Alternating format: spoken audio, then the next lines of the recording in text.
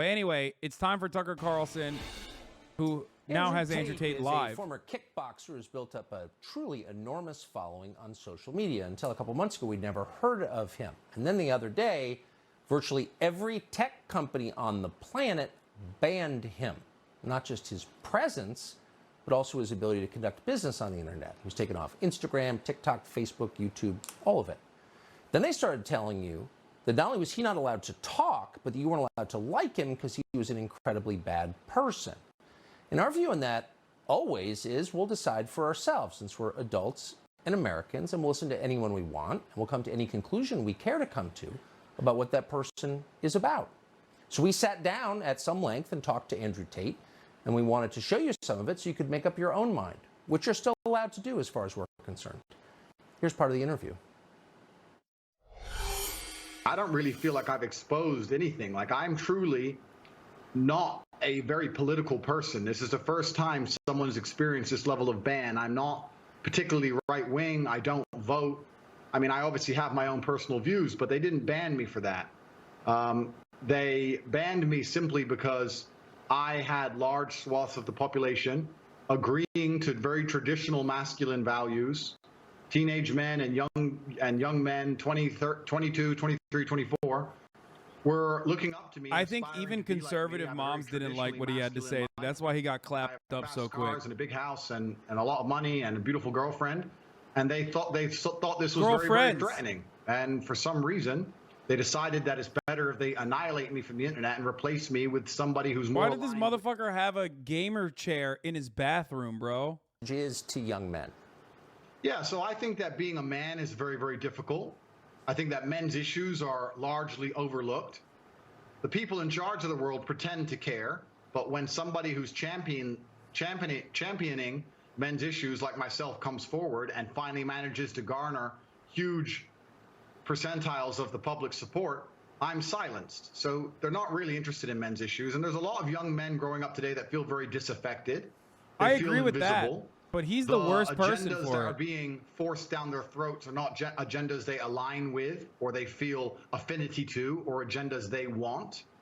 And I basically just say to men, look, it's a very hard life. You're going to need to get up, work hard, go to the gym. Strong body is a strong mind. You're going to have to reject listening blindly to everything you're told, reject the slave mind, think for yourself, get a strong network of brothers, work aside them. Don't tolerate low-quality people in your life, which means don't tolerate men who just smoke drugs and play video games, or men who are disloyal or dishonest. By extension, don't tolerate women or girlfriends who are disloyal or dishonest. My man literally, oh, dude, this is so cool. This is the funniest backpedal I've ever seen. Programming that the Matrix tries to influence you with, and grow up truly happy. And what happens is when I say these things, they ignore 95% of what I say.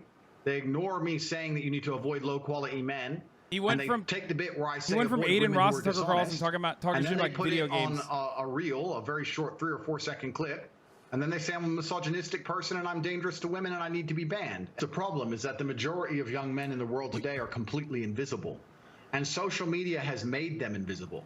If you go into an Instagram feed, you have extremely beautiful women, which is fine. That's what? They're beautiful. They're allowed to take pictures. But the only men who have followers are men with massive social status, right? Men with Ferraris and money, or rappers, or people who have YouTube channels, interesting people. If you're a normal man with a normal job, you don't really exist in the online world. It's very difficult to get followers. So same with women. What the fuck? You don't really matter. You don't have access to the sexual marketplace. It's very difficult for you to even get any kind of recognition that you're even alive. And a lot of men feel Bro, I think this dude hangs out with so many Instagram women that he forgot that like real women exist without like massive social media following. Perhaps, but that's the way the game works. You need to become a man of importance. You need to become a man of influence, or you're going to suffer the pain of being invisible forever. Here is how you do it. I wasn't trying to change the rules of the game. I was just telling the men how to win, because I came from nothing and I'm completely and utterly self-made. And I think the reason a lot of men he will never pop off. Invisible. They feel like I'm calling it. He will never pop off like this. Hard. Women expect me to be he's too cowardly.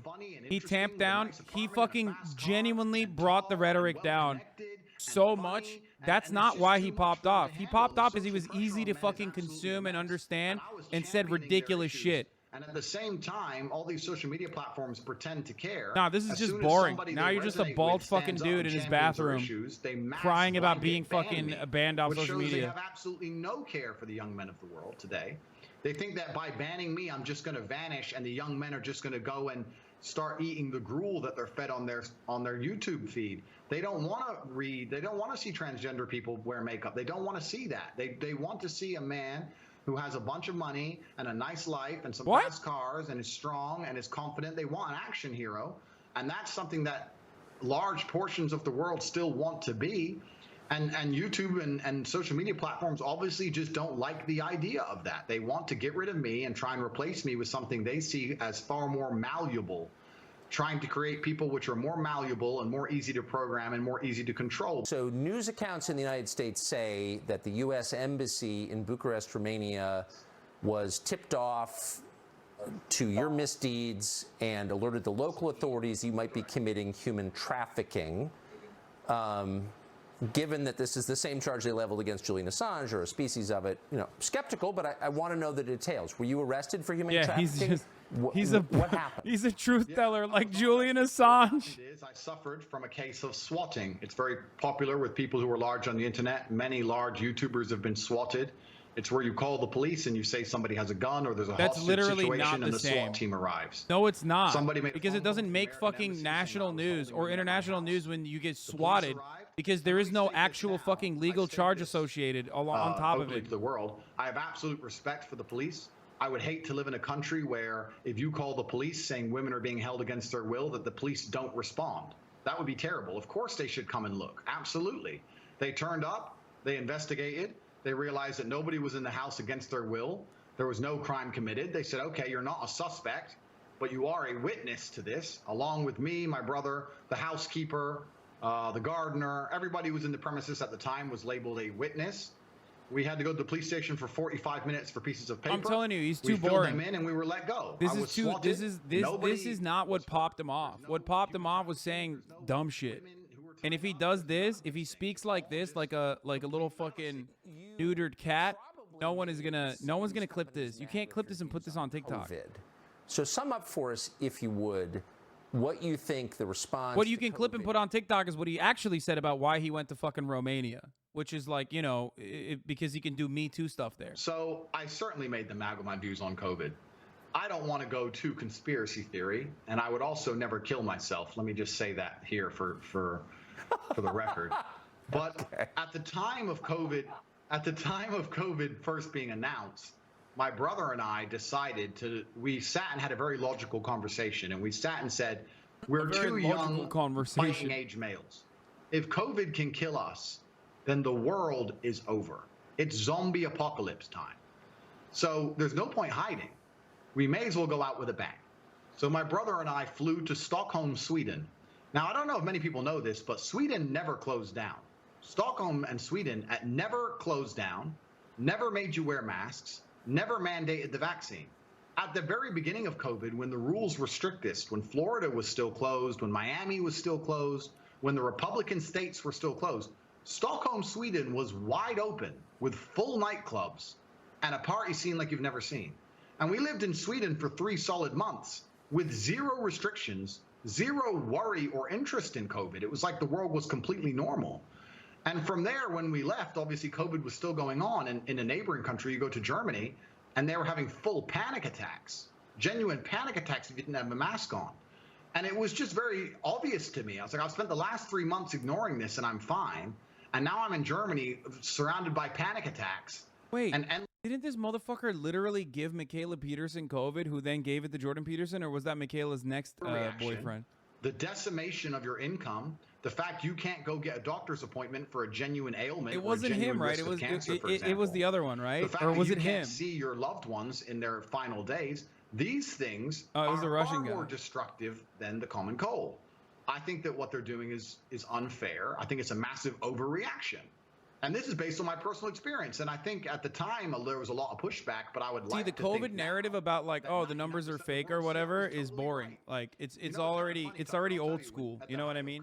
I used to say to my brother, how will people struggle with the cognitive dissonance when people this have is mostly all checked over? out of like the COVID Because thing. Most COVID is normies still are out like, there. yeah, all right, we're living our Nothing's lives gone now. away. You know what I mean? We had to The do what we thing had that to we were do. all hiding from is still right there, out there to get you. But now everyone walks around and they're not scared of it anymore. And I'm like, are people critical enough to analyze themselves and say, for a year of my life, I was deathly afraid of something. Now I'm exposing myself to said thing and I'm not afraid anymore. The media tricked me and I was a fool. But they're not. They don't even seem to self-analyze and go, I got tricked. They're just like, oh, okay, next thing. Hey, Andrew now. Like robots. It's mind-bending to me, truly. I don't know if he So knows I this, saw but you something compare the crazy happened. experience It's of called rich vaccines, people which he's under against, COVID, I you're think. one of them, And to also everybody even else. What makes Paxlovid and you like nervous numerous about that? treatments It seemed came like out, a two-tiered response. which greatly reduced the number of casualties of COVID. Yeah, so the story was very simple. Even though in the United States of America, more than 1 million people died, which I guess is not that important. Air carriers, it's only low cost primarily. There's not much first class, business class, anything like that. And I was flying, and my experience was plagued by endless paperwork, wearing a mask, put the mask over your nose. Every time you eat, you have to put the mask on in between.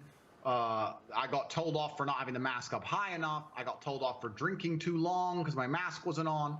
Pure panic and chaos. And because I'm fortunate enough to be fiscally secure, from there I decided I'll just buy private jets from now on. And when I bought a private jet, there was no masks, no paperwork, no mask at the airport when I landed. My air stewardess was not wearing a mask. My pilot was not wearing a mask. COVID didn't exist once I bought a private jet. Very interesting. Maybe if you're rich enough, COVID can't take, maybe COVID's scared of money. I'm not sure. But it seems that everyone who's flying on private jets never had to worry about COVID ever. It's just the people at the bottom. Wait, what? Yeah, no shit, bro. What the fuck? Yeah, because you're around literally one other person that's also tested. What? Are only the rules for a certain class of people. My man literally And once you said, pass a certain I self-isolated in my private jet. And for some reason, I didn't get COVID while flying. Yeah, a luxury afforded to me everyone. to make a joke of it, but when I would fly on a private jet and do whatever I wanted, or go to Sweden and party in nightclubs and do whatever I wanted, and then I'd come to, let's say, England and see my friend who couldn't go see his dying grandmother because of a COVID restriction, that's truly sad. That's truly criminal. It's really crazy what's happened and how the world's just moved on, and the cognitive dissonance that people don't have enough respect for themselves and for the truth to analyze how they were so easily fooled. It's really sad to even think about, but maybe that was the beginning of me being disliked, by just pointing out my human experiences during the pandemic. But I want to tell you something that's actually kind of scary about this banning. It all came so hard and so fast that I don't know if they all just follow each other. I don't know if they're all influenced by each other. I don't know if there's someone above them all. I don't know. But when they go to cancel you, ladies and gentlemen, it comes hard and fast.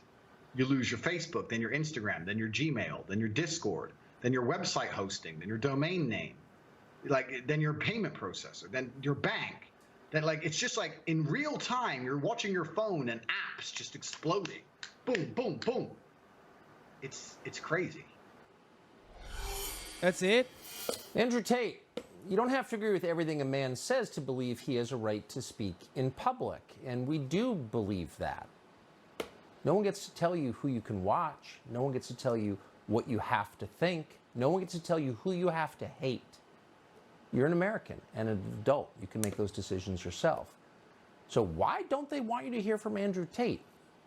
They really think he's a worse influence on the youth than, say, Cardi B. Tell us how. They're telling us he's a criminal. Okay. Has he been charged? Who are the victims? What are their names? It's going to take a lot more than that to have us believe he should be canceled, or anyone else, by the way. We're against censorship, period. I'm telling you, dude. And more than anything, we're in favor of people making up their own minds. He's in a double bind. That it's the Trump conundrum, right? In many ways, you can never have another Trump, because Trump is a fucking media demon, right? And if someone is that level of media demon and that level sassy and that level of a narcissist, virtually everyone's being censored.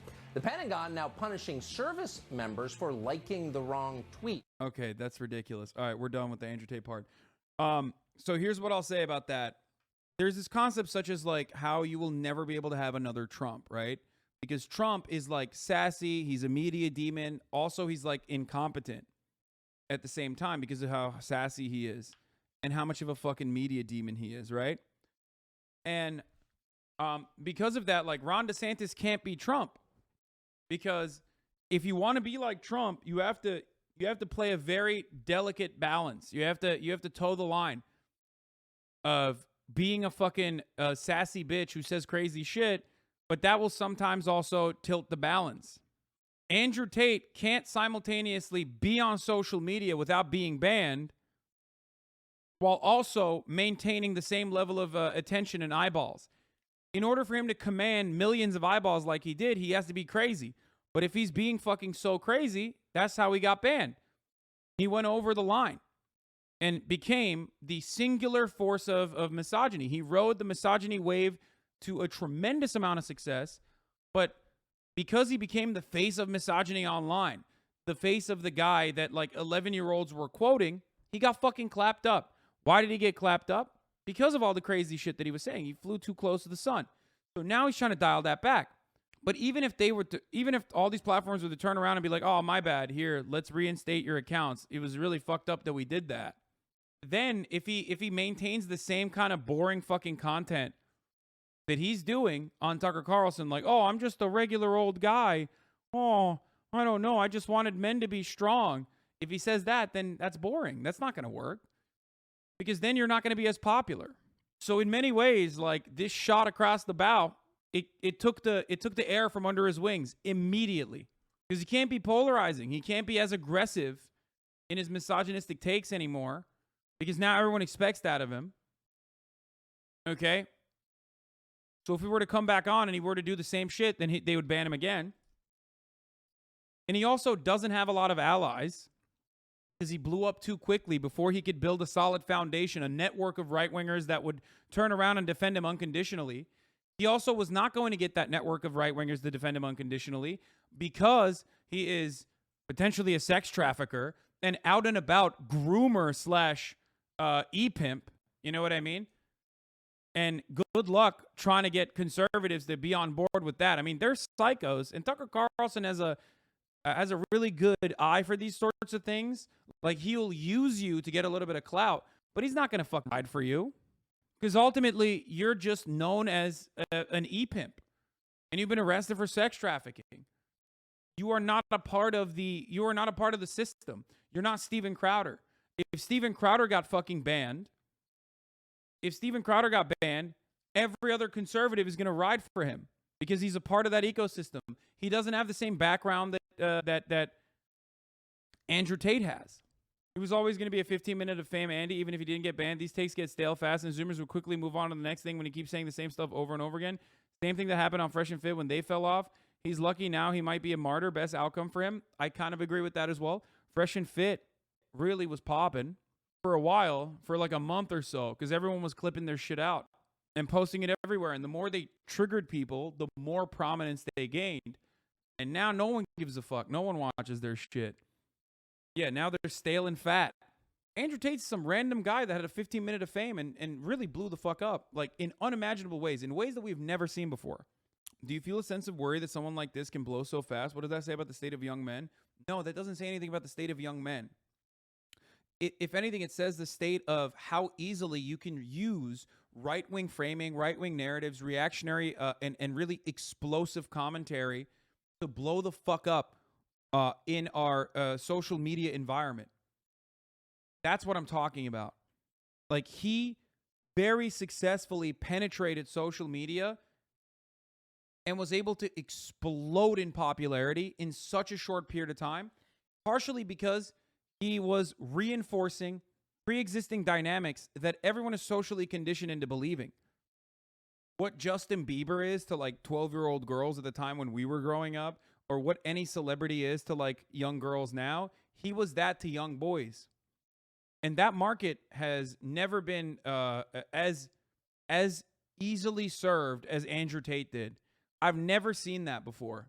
Misogyny has always existed, but not many have been able to effectively communicate misogynistic attitudes to like 11 and 12-year-old kids, boys, in the same way that Andrew Taint did. Andrew Tate did. Whether you like to admit it or not, and this is a much older community than the rest of the internet, still insanely young in comparison to the rest of the political content consumers, but we're still much, much older than the rest of the internet. The internet is run by 12 to 16-year-olds. Whoever can hold an audience of 12 to 16-year-olds captive with their content is straight up, they're going to explode. You had the Minecrafters that were able to do that successfully. You had Andrew Tate. You have any matter of celebrities that are on TikTok, all the TikTokers. They are the ones who are able to do that because those kids are fucking on the internet all the time. They have nothing else going on in their lives. HasanAbi Tate is just all a show. HasanAbi equals Tate is just all a show. I think it's a little bit different. I mean, there is a component. I also am entertaining. I try to be as entertaining as possible with my message. But the difference between me and Andrew Tate is that, like, Andrew Tate might genuinely and legitimately believe in the misogynistic shit he's saying. And I certainly believe in the shit that I'm saying. Okay, definitely. But I've been doing this for 10 years. I wasn't doing this because it was going to be popular one day. I had no fucking clue it was ever going to be this popular. My way of thinking. I was becoming a content creator on the online space when it was incredibly hostile to my way of thinking. There was no island. There was no safe haven for my kind of opinion. Leftist ideas, progressive ideas. It's still an incredibly hostile space for leftist ideas. The internet still is. Because society is still incredibly reactionary. That's why I get an insane amount of fucking hatred from so many different groups that even people who are like not immediately, even people who don't immediately hate me, they go, what the fuck's going on? This is crazy. But back in 2015, all the way into like 2019, this shit was crazy. Okay? This shit was fucking insane. It was unimaginable. A lot of the people who are in here now who had their minds changed, maybe some of them by me, some of them by others, those people know what it was like. It was just like, it was all right-wing shit. All right-wing shit on the internet. Let's see Andrew Tate. Let's see what he's up to. I don't think his popularity is like waning, but it's like finally on a downtrend. It went down and then it went up again when he got banned. But I think it'll be worse than that overall. It'll fall overall. Put a Trump comparison. Damn, Andrew Tate passed Donald Trump in that period. That's wild. And it's still above Donald Trump. That's so funny when motherfuckers say, like, I platformed Andrew Tate. But yeah, look at this. This is where it starts. It's like boom, boom, boom, boom, boom. Blew the fuck up. Peaked August 10. Starts going down. Gets banned. Starts going up again. But now he's going back down again. And it'll fall off a cliff now. I know where I'm at with my fucking social media trends. Like, I know that. I'm showing this to show you how fucking silly it is to say that I have the capacity to platform someone like Andrew Tate. HasanAbi is less searched than Hassan Piker, by the way.